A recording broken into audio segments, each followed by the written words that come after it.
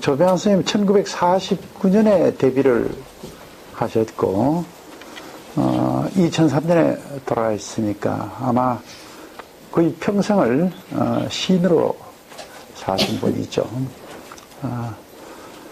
젊은 이 소년 조병화 선생의 어떤 모습은 문학하고 관계가 있었는지 잘 모르긴 하지만, 시를 쓰시기 시작하면서 거의 제 짐작으로는 하루도 시와 떨어져서 산 적이 없으신 그런 분이 아니겠는가.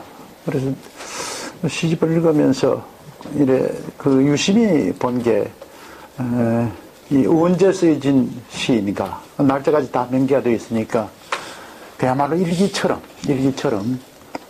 그렇게 또박또박 시를 적어 오신 그런 분입니다. 그래서 시집만 해도 선집이니 이런 걸 다 제외하고 시집만 해도 53권이니까 아마 저도 한 40년 시를 쓰지만은 지금 9권밖에 시집을 내지를 못했으니 아마 거기 비춰보면 아주 생산력이 높으신 다산성의 시인이었다, 이렇게 말씀드릴 수가 있습니다. 시집은 아니죠. 아까 이형건 교수도 말씀을 드렸지만은 수필집, 실온서, 번역서, 심지어는 화집까지 수십 권의 책을 더 보태고 계시니까 저서수로만 따진다고 하면 단연 이 독보적인 그런 분이셨다, 이렇게 말씀드리게 됩니다.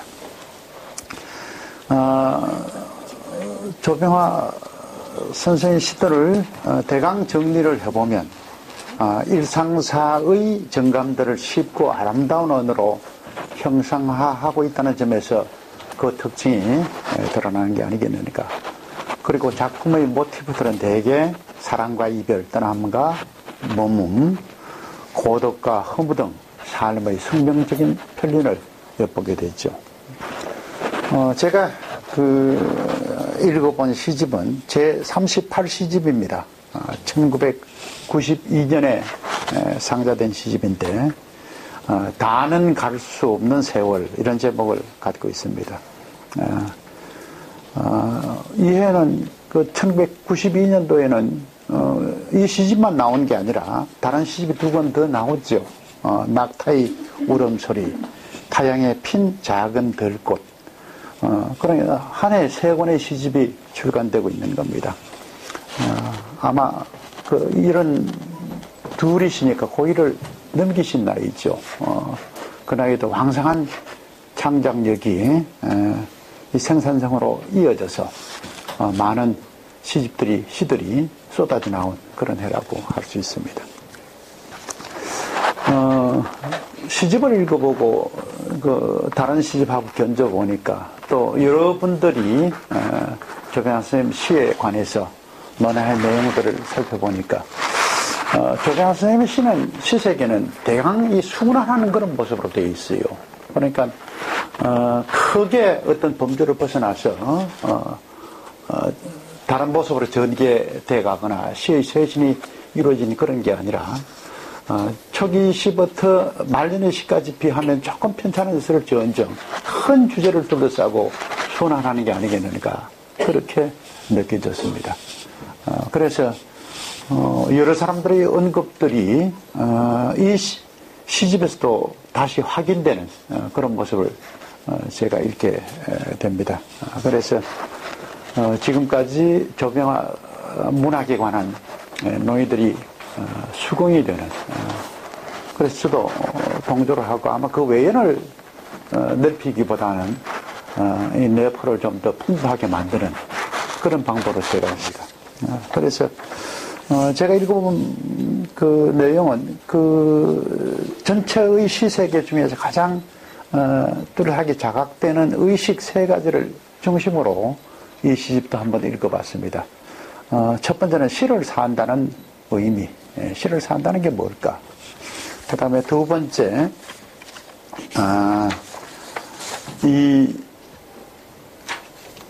많이 떠돌아 다니시는데, 일상생활 속에서도 비교적 많이 떠돌아 다니신 분이라고 할 수 있죠. 누구보다도 세계 여행, 그때만 하더라도 세계 여행이 그렇게 쉬운 일이 아니었을 텐데, 거의 이 한 해도 빠짐없이 세계를 떠돌아다니시는 그런 모습. 또 그런 바탕 속에서 기행시가 많이 쓰여집니다. 그래서 저는 그 세계의 끝, 그런 의미로, 기행시가 갖는 의미가 뭘까 하는 것을 한번 살펴봤고, 그 다음 마지막으로, 아다시피 초기 시에서부터 이 말년에 돌아가실 때 그 무렵까지 쓴 시 속에 가장 많이 등장하는 사람이 누군가 하면 어머니입니다. 어머니가 시 속에서 어떤 의미를 갖고 있는가. 이 세 가지 내용들은 제가 읽었던 다는 갈 수 없는 세월 속에서 동일하게 반복이 되고 있고 확인이 되어서 그 점을 중심으로 해서 말씀을 드려볼까 합니다. 조병학 선생님께서는 시집의 머리글이나 산문, 인터뷰, 대담 등으로 기회 있을 때마다 시에 관한 당신의 생각을 피력하고 있습니다. 그 내용들은 여러 지면에 흩어져 있지만 골격을 세워보면 대략 그 반복적인 주제를 되풀이하고 있는 그런 모습입니다. 한번 제가 읽어보겠습니다. 몇 페이지가 되는가 하면 11페이지 그 인용문을 같이 한번 읽어보십시다. 이게 다는 갈 수 없는 세월의 머리글로 실려 있습니다. 그런데 제가 이 행을 임의로 조정해서 줄글로 붙여놨습니다. 나는 이렇게 나의 숙명처럼 줄곧 시를 살아오고 있습니다.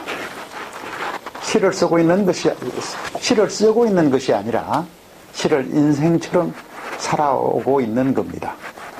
따라서 나의 시는 나입니다.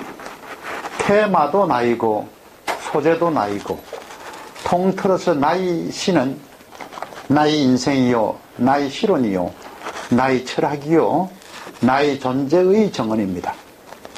먼 훗날 어느 누군가가 나의 시에 대해 뭐라 이야기한다 해도 나하고는 먼 이야기가 될 겁니다. 나의 시는 곧 나이고 독자입니다. 나는 독자와 직접 이야기를 하고 있는 겁니다. 아무런 설명 없이 나는 시의 마을에 살다 가는 시의 주민입니다. 문패 하나 남기고 가는 시의 주민입니다.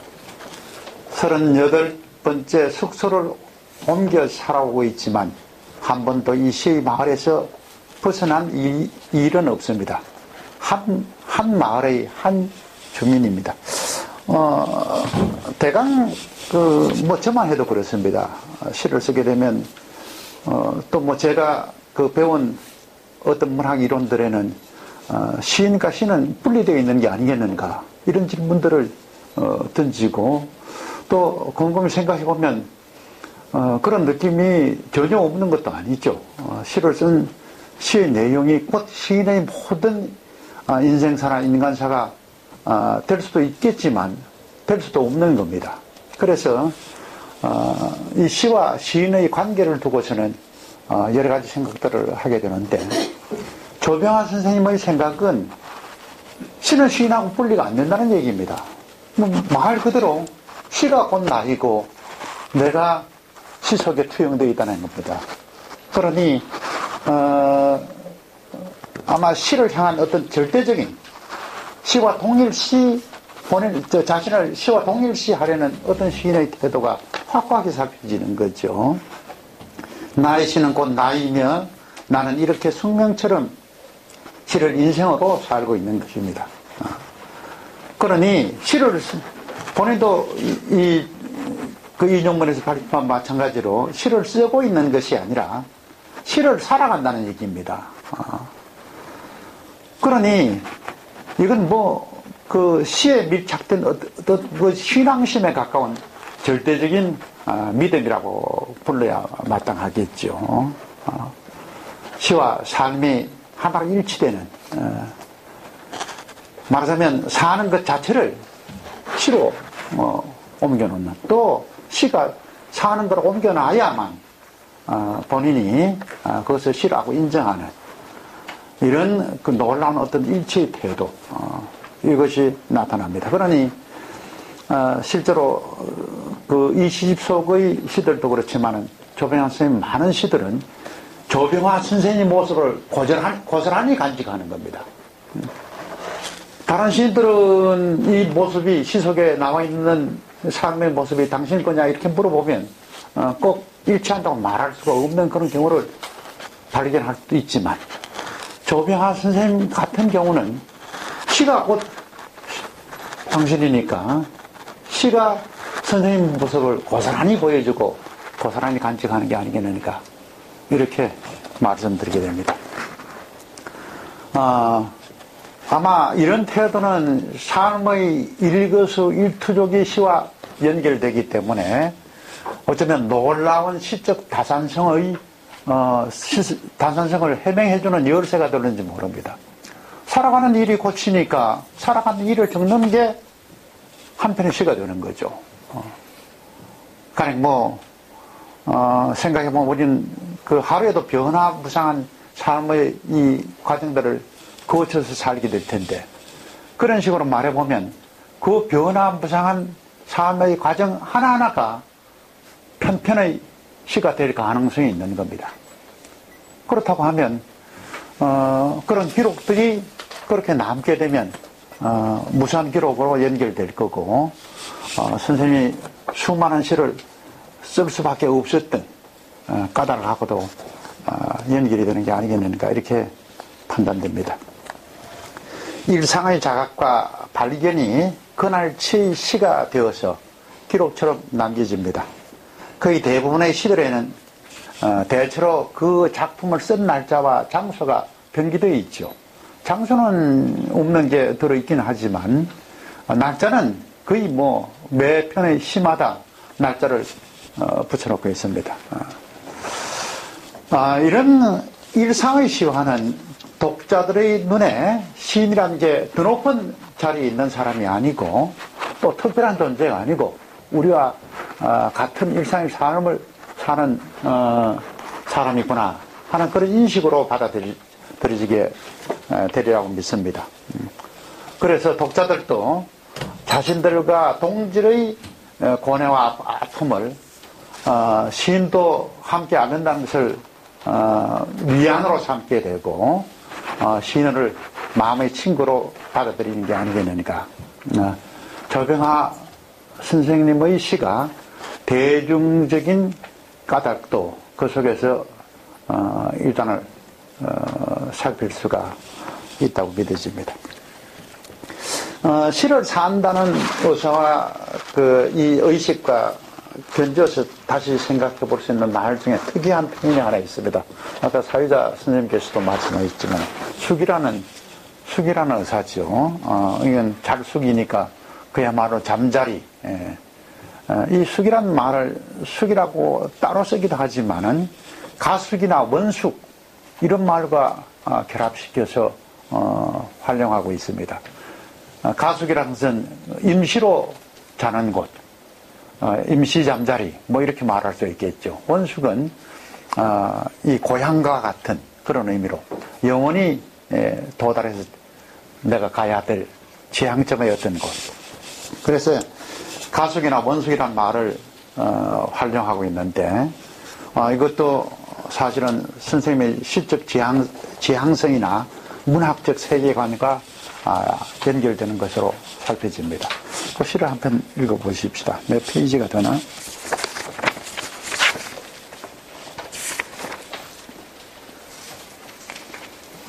12페이지를 보면 어느 노인의 회고록 이런 시가 있습니다. 짤막한 시인데 제가 읽어볼게요. 집은 나의 육체가 잠시 머물던 가숙이었고 시는 나의 영혼이 상주하던 가려진 원숙이었다. 70평생을 그렇게 집보다 시를 살아온 나는 지금 바람에 떠서 낙엽 속에 있다. 머지않아 다가올 겨울의 길목에서 1991년 11월 15일 날 쓰신 시인데 시를 얼마나 소중하게 여기시는가 하는 것을 여기서 또 확인하게 됩니다. 시는 고향으로 바탕의 어떤 잠자리, 본원적인 잠자리, 근원의 어떤 잠자리, 본래의 자리 이렇게 말할 수 있다고 하면 일상의 세속의 집이라는 것은 내가 임시로 거처하는 그런 곳이다. 뭐 이런 뜻이죠. 그러니 선생님이 시를 생각하고 말하자면 시를 의식하는 그 자각이라는 것은 생각한데 이 본원적인 근원적인 어떤 삶의 염원하고 연결이 되는 게 아니겠는가 그런 판단을 하게 됩니다. 그 아래 글을 제가 덧붙여서 읽어볼게요.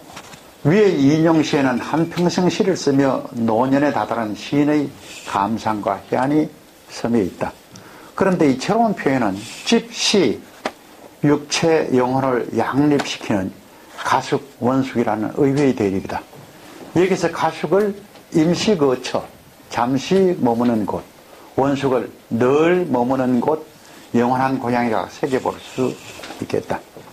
시의 문맥으로 살펴보면 가숙의 세계, 곧 현실의 집은 육신의 거처이고 시는 영혼의 숙소, 곧 영원한 거처라는 뜻으로 읽혀진다.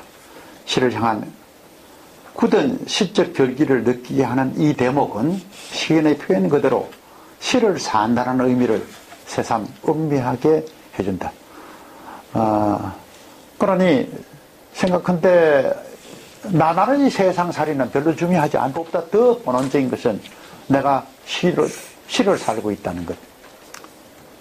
그게 내 본바탕의 삶이라는 그런 자각. 생각한데 이 종교심에 가까운 종교에 가까운 시를 향한 믿음이 이런 생각을 펼쳐놓게 하는 게 아니겠는가 그런 생각을 해봤습니다. 그리고 이 숙과 덧붙여서 말씀드릴 수 있는 것은 시집을 숙이라고 썼어요. 그러니까 한 권의 시집이 묶여 나오면 그걸 제1숙, 제2숙 이렇게 번호로 붙이는 겁니다. 제1시집, 제2시집 이렇게 하는 게 아니고 이거를 원숙이라는 의미하고 연결해보면 제가 조금 전에 말씀드린 시를 향한 경건한 신앙심이 또 느껴지는 그런 대목이죠. 영원한 집이 시집이라고 생각했고 또 나날의 시들은 한 시집에서 다음 시집으로 넘어가는 도전의 어떤 경로를 생각들을 고백들을 적어놓은 그런 것이라고 받아들이는 게 아니겠는가 이렇게 읽었습니다. 그래서 아마 누구보다도 이 시를 향한 열망이 강했고 또 시를 소중하게 받아들였던 조병환 선생님의 문학과는 실제로 시와 삶을 일치시켜서 그거를 신앙처럼 시를 받아들였던 그런 태도 속에서 읽혀지는 게 아니겠는가 이렇게 생각합니다.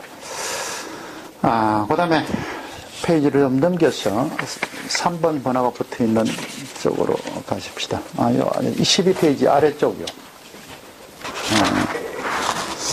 조병환 선생님 시에는 유난히 기행시가 많습니다. 그만큼 여러 곳을 많이 여행하시고 떠도셨다는 그런 의미로 됐죠. 또 어떻게 생각해보면 그렇게 떠돌면서 시적 이 발상들을 갈무리 하셨고 또 그런 이색적인 많은 풍경들과 더불어서 스스로를 반추하면서 시를 구상하셨던 게 아니겠는가 그렇게 판단됩니다. 그래서 선생님의 시세계는 기행시가 상당히 중요한 의미로 이 부상이 되는데 그런 의미에서 이 시집 속에서도 우리가 그 기행시를 살필 수가 있고 기행시에 관한 생각들을 모아볼 수 있는 겁니다. 3번 맨 위에 부분을 한번 보십시다.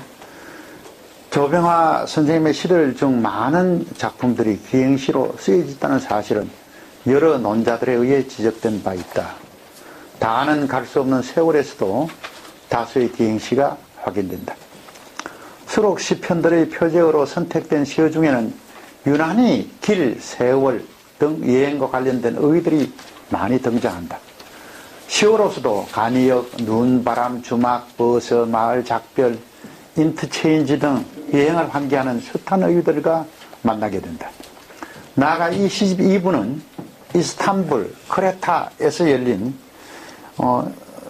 이 시집만 갖고는 날짜가 달리 변기가 되어 있으니까 아마 각자의 시인대회였던 것 같아요. 각각의 한국 연속되는 시인대회가 아니고 이스탄불에서도 시인대회가 있었고 그 다음에 크레타에서도 시인대회가 열렸고 그런 것 같습니다. 세계 시인대회에 참가하며 쓴 기행시들을 따로 묶어 나왔다. 편수가 20편이 넘으니까 적지가 않죠. 아래 인용문에서 여행과 관련된 시인의 태도가 살펴진다. 그는 일상조차도 늘 여행을 떠난다는 마음으로 살았던 것이다. 저에게 머무르고 싶은 장소는 없습니다. 저에게 인생 자체가 통과하는 장소로 다가옵니다. 그렇기 때문에 제 기행시의 테마가 길, 만남, 이별로 이어지는 것이죠. 또 하나의 테마는 인내입니다. 장소든 삶이든 모두 견디다가 지나가는 것이다 하고 생각하고 있습니다. 선생님께서 스스로의 시색의 테마를 이렇게 요약을 해놨죠. 길, 만남, 이별로 이어지고 또 인생의 중요한 덕목 중에 하나로 인내를 꼽고 있는 겁니다. 그러니 여행시가 많다는 단순한 그 양적 모습뿐 아니라 당신이 여행을 어떤 태도로 받아들이셨는가 하는 것을 짐작하게 됩니다. 사실 여행은 일상의 거주지를 떠나서 다른 시공 속으로 진입함을 의미합니다. 그것은 낯선 풍경 위에 일상을 펼쳐놓는 것이고 그 도정에서 우리는 새로운 경험을 쌓을 수 있게 되죠. 여행자는 일상적 시간에서 벗어나서 낯선 풍경들과 마주치며 때로는 관습적 사회적 압박으로부터 벗어나서 자아를 새롭게 성찰하는 기회를 갖기도 합니다. 우리가 여행 중에서 우리를 많이 되돌아보게 되죠. 더구나 호주단 여행이라고 하면 말하자면 존재로운 저 자아까지 더불어서 만나게 되는 그런 과정이라고 할 수가 있습니다. 수많은 반초의 과정을 거친다는 점에서 여행은 시인에게 이미 시적 정치에 빠져드는 순간을 만나게 합니다. 이 여행 시를 한 편 읽어보죠. 그 아래 부분에 인용시 내일이란 시가 내일이란 시기 제가 잘못 인용했더니 우리 관장님께서 이게 시가 섞여 있다고 위에 부분은 낙엽이고 그렇죠. 그저 바람에 불려 떠돌아갈 뿐이옵니다. 이 시는 거기까지 낙엽이에요. 제가 인용을 잘못했습니다. 그 아래 부분부터 내일입니다. 좀 고치세요. 여기는 바로 잡아져 있죠. 제가 원고로 그렇게 넘겼더니 우리 세심하신 관장님께서 그걸 고쳐가지고 제가 읽을게요. 내일이란 시. 이제 머지않아 긴 겨울이 오려니 걸어서 다는 갈 수 없는 곳에 바다가 있었습니다.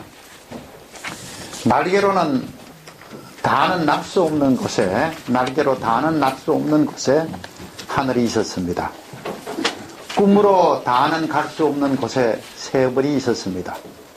나의 세월로 다는 갈 수 없는 곳에 내 길이 있었습니다. 그러고 보니까 이 시는 표제가 제가 읽었던 시집 다는 갈 수 없는 곳에 표제가 이 문벽으로 잠재되어 있는 그런 시가 되어 있죠. 쓴 날짜를 보니까 1992년 8월 6일 장소까지 여기는 명기가 되어 있어요. 김천 객사에서. 아마 우리가 열심히 살고 살아도 결국은 갈 수 없는 곳이 남는다. 이게 노년이었던 회한처럼 사무쳐 오는 이런 과메를 이 객지 객사에서 여관에서 혼자 느끼시면서 이 시를 쓰신 게 아니겠는가 그렇게 판단됩니다. 그러고 보니까 머지않아 긴 겨울이 오는데 나는 아무런 준비도 없이 초라한 나그네일 뿐이고 미제의 내일을 앞두고 다 살 수 없는 유한한 육체의 현실을 살고 있는 그런 존재이죠. 시집 속에 다른 작품을 참조해 보면 같은 식의 표현들이 많아요. 이 지상의 시인에게 가장 많은 하늘 아래 빈 그 자리 아름다움이며 슬픔이며 사람 사는 곳이다. 지상이 그렇죠. 이 지상이 시인에게는 가장 많은 하늘 아래 빈 그 자리 아름다움이며 슬픔이며 사람이 사는 곳입니다. 또한 그 잠시 머물다 거저 떠나없는 자리 작별이 자주 있는 곳이 됐죠. 따라서 세상을 거쳐가는 세상은 여행자가 거쳐가는 여행지에 불과하게 됩니다. 지금쯤 어딘가를 걷고 있을 너뿐 아니라 우리 모두가 어디론가 가고 있는 여행자가 아니겠는가 뭐 이런 인식을 가지고 계신 것 같아요. 그럼 유한자로서 인간 존재는 어떤 존재인가? 시간을 타고 내리는 단순한 나그네 성객일 뿐이다 하는 그런 인식이 다른 시에서도 나타나 있었어요.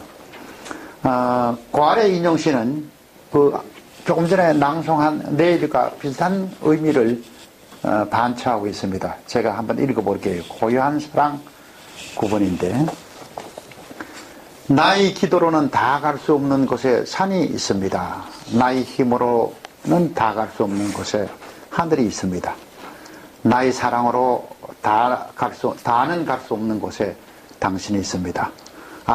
나의 세월로는 다는 갈 수 없는 곳에 나의 사랑이 있습니다. 그러니 이성의 유한한 삶으로는 아무리 열심히 간다고 할지라도 죽어도 도달하지 못하는 자리에 산이 있고 신이 있고 신이죠. 산이 아니라 신이 있고 하늘이 있습니다. 그리고 당신과 사랑이 있습니다. 인간의 유한으로 그것들은 결국 미지 영역으로 설정될 뿐이죠. 그러므로 그 안을 다 알 수가 없습니다. 고독한 존재를 넘어서는 세계에 대한 무상감이 아마 시인에게는 사무쳐 오는 것이라 할 수 있겠죠. 이 시집뿐 아니라 조병화 선생님의 많은 후기 시편들 속에는 인간 조건으로서의 고독과 허무에 대한 탐색이 집중적으로 나타납니다. 선생님 그 연세가 더 있어서 특별히 외로웠다 이렇게 말씀드리기보다도 결국 인간의 그 숙명을 그렇게 그 시로 인식하게 되면 유한한 삶의 존재의 한계가 느껴질 테고 이런 것들은 인간 존재에 관한 근원적인 성찰로서 삶의 어떤 유한성 그런 것이 특별히 크게 자각된 게 아니겠는가 그런 생각을 하게 됩니다. 또 아까 이영건 선생님 똑같은 그 발표를 하고 있던데 순수한 고독과 순수한 후부가 이런 죽음이나 절대적인 어떤 유한성 이런 것과 연결되어서 각인되지 않았을까 하는 이런 생각을 하게 됩니다. 그렇게 생각해 보면 조병화 선생님의 시에서 허무는 고독한 인간 존재의 자극에서 비롯되는 것으로 판단해 볼 수가 있겠죠. 표현할 수 없는 외로움이기 때문에 인간의 고독은 숙명과도 같고 또 역설적으로 생각해 보면 그 순수한 고독과 순수한 허무가 때로는 살아내는 힘이 되었던 게 아니겠는가 이렇게 판단해 볼 수 있습니다.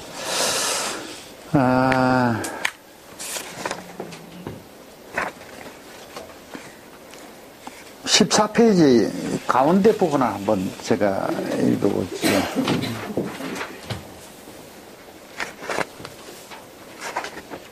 14페이지, 15페이지. 15페이지,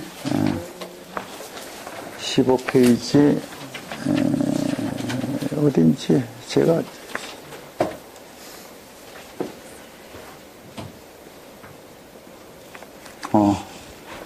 15페이지 가운데 부분요. 모든 현존재, 그 문장 그 아래 부분입니다. 단독자로 태어나 미지의 세계로 사라질 수밖에 없는 고독한 인생으로서는 보편적 삶의 원리로서 죽음에 대한 두려움이 있기 마련이다. 시인에게도 이례적 생의 마감은 벗어날 수 없는 운명적 고독과 죽음으로 자각된다. 그런 의미에서 그의 시적 세계관에는 허무주의자의 면모가 짙게 깔려있다.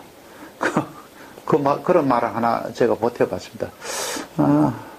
특별히 선생님, 한번 여쭤보십시다. 선생님, 종교를 갖고 계시습니까?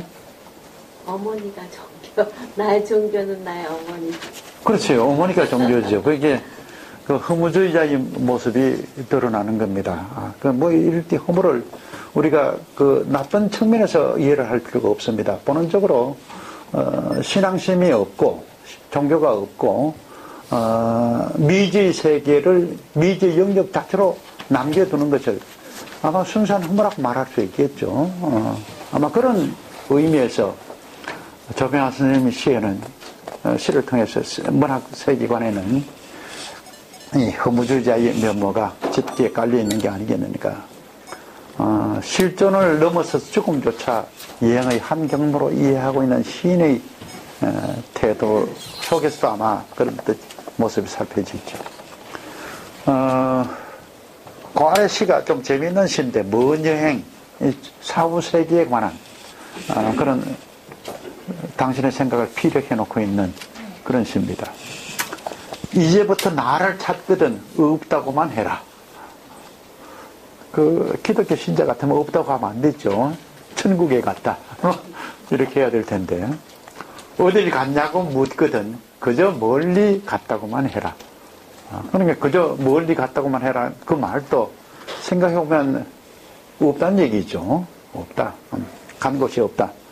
언제 돌아오느냐고 묻거든 그저 모른다고만 해라. 그저 멀리 갔다고만 해라. 이렇게 되어 있어요. 이게 1991년 11월 4일 아마 스산함 가을이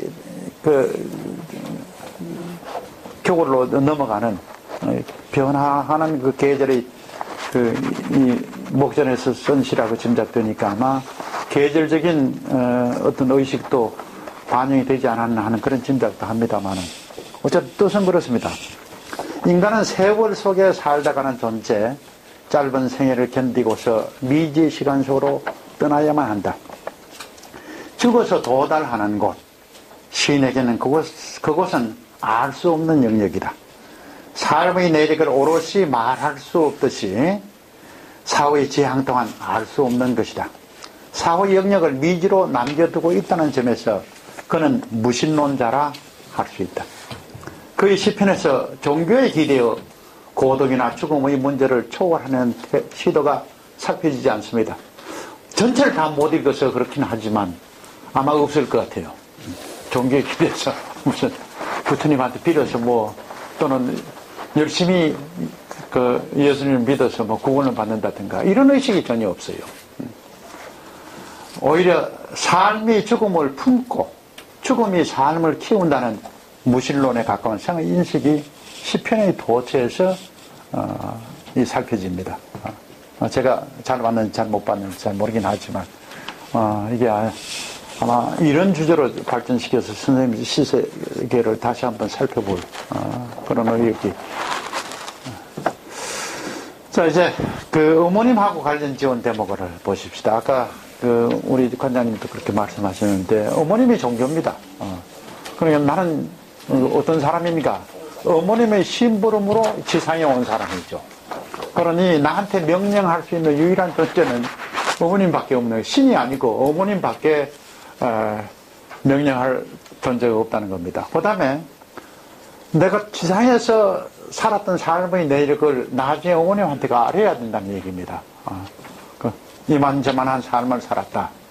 이렇게 알아야 될 대상도 어머니라는 얘기죠. 심지어는 편은제의 그 시비조차도 어머님과 관련된 시비를 세웠죠. 그 내용이 거의 내가 어머님의 신분 지상에 가서 어머니 신분 마치고 돌아간다. 그거죠, 그죠? 어머님 신분을 마치고 돌아간다. 그러니 조병아 시인에게 어머님은 얼마나 그 절대한 존재인가. 그러니 이 어머님에 관한 시들이 도체 많이 나타나 있어요. 아마 어머님을 테마로 쓴 시가 아니라고 할지라도 끝에 보면 어머님 하고 붙여놓고 있는 그런 시들이 많아요. 그러니까 아마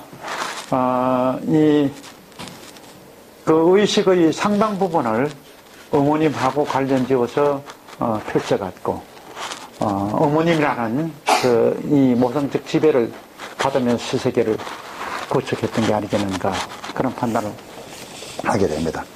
자, 그러면 어머님을 한번 그 명시해 보이는 시를 한번 읽어볼까요? 몇 페이지인가? 16페이지에 나이 좁은 가슴 안엔 이 시를 읽겠습니다. 나이 좁은 가슴 안엔 넓은 절이 하나 있습니다. 절은 항상 비어 있으나 가끔 어머님이 들르시곤 합니다. 어머님이 들르셨다 가시면 절은 한결하얗게 비어갑니다. 텅 빈 우주, 하얀 마당의 고요한 혼자. 나는 이곳에서 어머님이 가신 곳을 찾곤 합니다. 절이 나오니까 무슨 불교적인 그 명상인가? 그게 아니죠. 이 절은 그냥 사원이란 얘기입니다. 사원. 그 사원의 주인은 누군가? 어머님이시죠. 어머님이 가끔 들렀다 가시는데 어머님이 안 계시면 사원은 텅 빈다는 얘기입니다. 그는 오로지 어머님이 있을 때만 저런 사원으로 부시를 하는 거죠. 그러니 만약 사원이 그 예수나 부처를 모시는 곳이 절이고 교회라고 할 것 같으면 이 사원은 어머님을 모시는 절입니다. 그러니 어머님은 나한테 얼마나 절대적인 권위의 대상인가 하는 것을 알 수가 있죠. 어머님은 내게 생을 부여하시니 그러므로 나에게 명령할 수 있는 유일한 존재가 됩니다. 피곤한 내게 휴가를 주시는 것 또한 어머님의 몫이시고 세상 일로 들끓는 나를 이끌어 이곳에 정돈시키는 것도 어머님이시고 나는 다만 그런 어머님을 사모하는 사람입니다. 그런 나이 좁은 가슴 안에 어머님은 잠깐씩 들렀다 가시죠. 그게 내 가슴 속에 세워져 있는 절입니다. 시인은 어머니를 신앙하며 살아온 셈이 되지요. 그런 것 숱한 기록으로 남아 있습니다. 그 아래 부분도 그런 게 있고. 그 다음 페이지 중간 부분을 두 번째 단락부터 한번 읽어보십시다. 인용문 바로 아래. 종교가 어머니이며 영혼의 고향은 어머니로 삼고 있다는 시인의 진술은 수구초심의 서정적 표현이라 볼 수는 없습니다. 생명의 근원인 어머니는 태어난 모태이지만 돌아가 다시 묻힐 영원한 정처라고 할 수 있죠. 그는 어머님의 심부름으로 이 세상에 나왔다가 그 심부름을 마치고 다시 어머니에게로 돌아왔다는 그를 묘비명으로 새겨 생을 장식하려는 시인입니다. 기쁨과 눈물, 안방과 고향, 사랑과 종교, 조국과 우주를 모두 포괄하는 개념이야말로 조병아의 시에서 삶과 죽음을 총체적으로 확장시키는 개념입니다. 그게 어머니죠. 따라서 어머니는 조병아의 시에서 존재의 궁극인 동시에 당위이고 그 표상이라 할 수 있습니다. 그러니 그 지향은 오로지 신앙처럼 그러니까 어머니를 단순한 어머니로 이해를 하면 안 된다는 얘기입니다. 제 생각에는 그 지향성으로서의 어머니라고 할 것 같으면 이건 아마 존재론적 성찰을 다시 우리가 살펴봐야 할, 그냥 단순한 어머니라고 판단해서는 안 된다는 얘기죠. 어머니를 추구하는 과정은 조병아 시에서 고독과 허무, 소망과 꿈의 기점 사이를 오고 가는 진자 운동의 한 중심처럼 파악됩니다. 그래서 아마도 조병아 선생님의 시세기를 다시 살피는 누군가가 있다 하면 이 어머니에 관계된 천착을 깊이 있게 좀 해봤으면 하는 그런 생각을 하게 됩니다. 자, 결국은 어머니 심부름으로 지상에 와서 다시 삶의 내용을 뿌리다가 이제 어머니한테 돌아가서 그간 삶을 살았던 내력을 말씀드려야 됩니다. 그러려면 지상의 삶이 가령 천상명이처럼 천상명 시인처럼 지상에 단순히 소풍마서 놀다 가는 게 아니라고 하면 뭔가 삶의 이 내용을 가치 있게 꾸려야 할 그런 덕목이 있어야 될 텐데 선생님은 무엇을 그 덕목으로 삼았던가. 아마 그런 의미에서 이 시집 속에서는 자주 강조가 안 됩니다만 이 작년의 선생님의 시세계의 중심에 놓여 있었던 꿈이라는 화두를 거기 갖다 놓을 수가 있지 않겠는가 그런 생각을 합니다. 그러니 지상적 삶의 내용은 꿈을 꾸고 꿈을 실천하는 일, 이렇게 말씀드릴 수가 있지 않겠는가 그렇게 생각해 봅니다. 맨 마지막 인용시를 한번 보십시다. 그거는 이제 결론을 삼을 텐데, 달리마 이 세상에서 가장 소중한 것은 꿈이란다. 꿈은 사랑보다 보석이란다. 꿈을 가진 사람은 흔들리지 않는단다. 꿈을 가진 사람은 외로워하지 않는단다. 꿈을 가진 사람은 설사 인생에 슬픔이 있다 해도 기쁨을 주는 꿈으로 쉬지 않고 슬픔과 외로움을 이기며 살아간단다. 이것도 이 시 속에 들어있는 시인의 말이란 시인데, 아마 노년에 오면서 이런 꿈에 관한 이 지향이 다소 약화되긴 합니다만은, 그래도, 이 꿈이라는 테마가, 시의 핵심으로 다뤄지고 있죠. 달림에게라는 부제를 달고 있는 위의 인용시는 시인이 마침내 깨달은 전인적 각성의 최종적 결론일 것이다. 이 세상에서 가장 소중한 것은 꿈이라는 자각이야말로 존재의 외로움과 슬픔을 견디게 하는 장치로서 시인의 보석이라 할 수 있겠다. 꿈은 허무하고 슬픈 인생살이를 견디며 받아들이게 한다. 꿈은 사랑보다 소중하다. 그 꿈으로 우리는 흔들리는 인생사 위에 바로 선다. 조병아 시의 감동은 보석과 같은 꿈을 독자들에게도 선사한 것이라면 이거를 너무 소략한 결론일까. 이렇게 해서 제 얘기를 마칩니다. 제 얘기를 잠깐 하십시다. 그러고 보니까 23살 때부터 저희가 교단했었죠. 이제 마지막 정년 학기를 보내고 있는데, 한 40년. 근데 가르친다는 일이 늘 그렇게 어렵습니다. 더구나,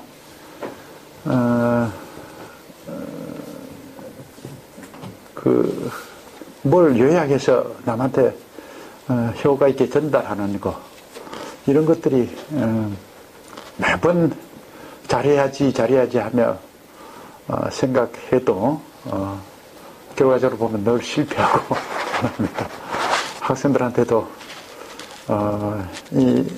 뭘 요약해서 잘 설명하는 일보다 내가 시를 열심히 잘 써야 학생들도 그걸 통해서 배우겠거니 그런 생각을 합니다.